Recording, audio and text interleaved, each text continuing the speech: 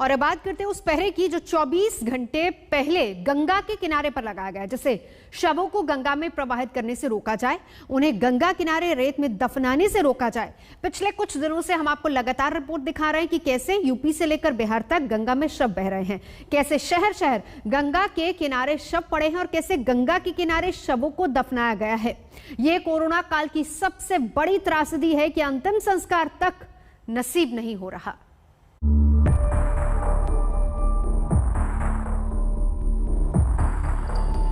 गंगा घाट के किनारे बसे हुए लोगों को सूचित किया जा रहा है कि आप लोग गंगा जी में शवों को जल प्रवाहित नहीं करेंगे।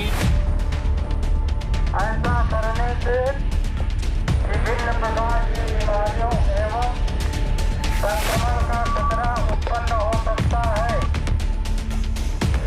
गंगा में तैरती लाशें क्या कोरोना त्रासदी की बोलती तस्वीर है? कोई नहीं जानता कि पिछले एक सप्ताह में कितने शव गंगा में बहा दिए गए।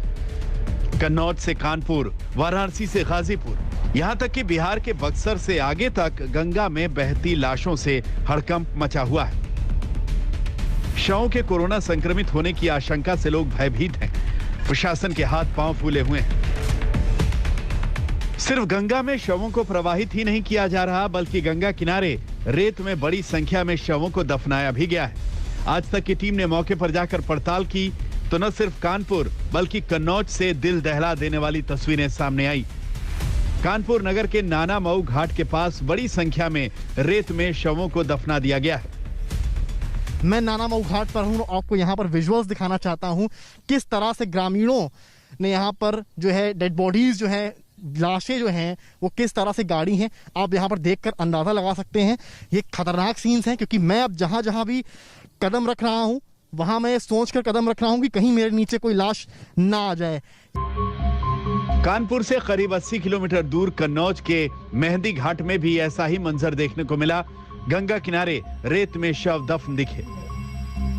मैं आपको दिखाऊंगा यहां पर मेहंदी घाट के विजुअल्स, जहां पर आप अपनी नजरों से देखेंगे कि किस तरह से 100 से 200 के ऊपर लगभग यहां पर आपको लाशें दफन मिलेंगी। स्पष्ट नहीं कि दफनाए गए शव किसके हैं और उनकी मौत कोरोना संक्रमण की वजह से हुई या फिर किसी और वजह से, लेकिन चंद दिनों के अंदर एक साथ इतने शव दफनाने से शक गहरा गया है। गंगा घाट के किनारे बसे हुए लोगों को सूचित किया जा रहा है। यूपी में प्रशासन अब अलर्ट पर है। सरकारी अफसर जाग गए हैं। यूपी सरकार के आदेश के बाद गंगा के किनारे निगरानी बढ़ गई है। पुलिस वाले मुनादी कर रहे हैं। किसी ने शव को गंगा में प्रवाहित किया तो खैर नहीं। कतई किसी कीमत पे गंगा जी में किसी भी शव का प्रवाह न किया जाए और न ही इसके किनारे गाड़ने की प्रक्रिया है। यह अपने आप में दंडनीय अपराध है। रास्तों को बिना जलाए गंगा के किनारे बसे गांवों और घाटों पर प्रशासन लोगों को जागरूक करने की कोशिश कर रहा है। लोगों को समझाया जा रहा है कि शवों को गंगा में प्रवाहित न करें।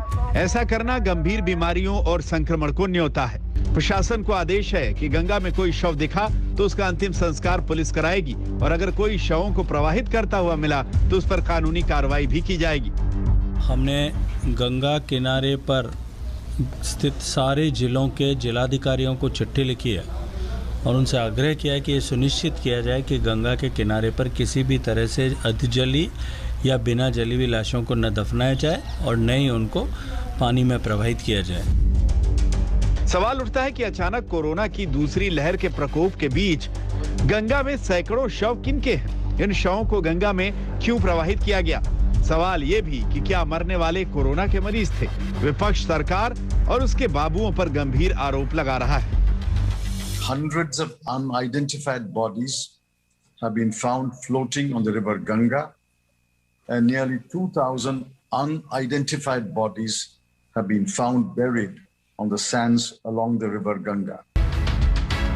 गंगा में तैरते शव किसके हैं, इस सवाल का जवाब मिलना मुश्किल है, क्योंकि इसका जवाब कोई तलाशना नहीं चाहेगा। बहरहाल निगरानी के लिए प्रशासन ने टीम तैयार कर दी है ताकि अब लोग इस तरह से शवों को गंगा में प्रवाहित ना करें। कानपुर से समर श्रीवास्तव के साथ आज तक ब्यूरो। फिलहाल यहाँ रुकेंगे ब्रेक के लिए। आज तक पर खबरों का सिलसिला जारी है, देखते रहिए आज तक।